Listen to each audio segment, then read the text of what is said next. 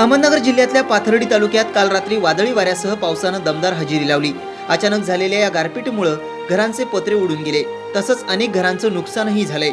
याशिवाय मोठ्या प्रमाणावर शेतीचं आणि फळबागांचं नुकसान झालंय।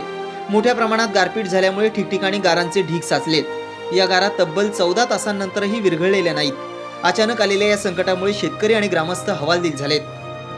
आमच्या मेंढरावाच्या 100 त्या हे झाल्या, वाहिल्या काही, मेल्या काही, जगल्या काही, त्याच्यामुळे आम्हाला काही सुधारणा काही समजना, असा विषय झाला। असे भयंकर आमचे नुकसान झाले, जित्रा वाहिलं, मेलं, गेलं काही, आम्ही बघत होतो, आम्हाला काही सापडलं नाही। म्हणजे असं वाटत होतं आम्ही तर देवाला प्रार्थना करत होतो की फक्त सगळं गेलं तर चालेल, आम्ही जगलो म्हणजे भरपूर झालं। ही अशी भयान परिस्थिती होती आणि जेव्हा सकाळी येऊन पाहिलं तर शेतामध्ये कुठंच काही राहिलेलं नव्हतं। सांगलीत आज झालेल्या अवकाळी पावसामुळे जिल्ह्यातील द्राक्षबागा उद्ध्वस्त झाल्या आहेत। गारपिटीमुळे द्राक्ष बागायतदारांच्या तोंडचा घास पळवलाय। या अवकाळी पावसात जिल्ह्यातील हजारो एकर द्राक्ष बागांचं नुकसान झालंय, तर या नुकसानीचा आकडा कोट्यवधींच्या घरात पोहोचलाय। आमचे हे स्वतःचं माझी 6 एकर बाग द्राक्षाची पूर्ण जमीनदोस्त झाले। पूर्ण वरचे बंचेस सगळे खाली येऊन पडल्यात, घरातले मणी सगळे खाली पडल्यात। जे घरात ओरलेल्या झाडावर आहे ते सुद्धा सगळं क्रॅकिंग झालेलं आहे।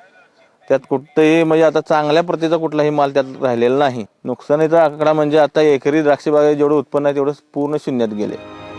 त्याचप्रमाणे काल रात्री वाशिम जिल्ह्याच्या रिसोड तालुक्यात झालेल्या गारपिटीनं परिसरातील हजारो हेक्टरवरील गहू पीक उद्ध्वस्त झालंय, तर गोंदियामध्येही हीच परिस्थिती आहे। नांदेडमध्येही पावसानं एकूण 3814 हेक्टर क्षेत्र प्रभावित झालं असून शेतीतील रब्बी हंगामातील पिकाचं नुकसान झालंय।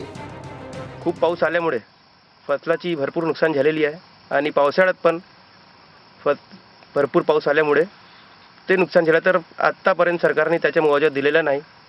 त्यानंतर आता आठवड्यात जे पाऊस आला आहे त्याच्या नुकसानची भरपाई कशी करायची, आम्ही सामान्य माणसाची उपाशी मरण्याची पारी आली आहे, त्याच्यात काय आणि त्याचा मोबदला कसा मिळेल हे आमचा प्रश्न आहे। राज्यभरात झालेल्या या गारपिटीच्या माऱ्यामुळे अनेक जनावरही जखमी झाली आहेत। ऐन काढणीच्या हंगामातच पिकाची नासाडी झाल्यानं बळीराजा आर्थिक संकटात सापडलाय। आता शासनाच्या मदतीकडे संपूर्ण राज्याच्या शेतकऱ्यांचं लक्ष लागलंय। ब्युरो रिपोर्ट, साम टीव्ही।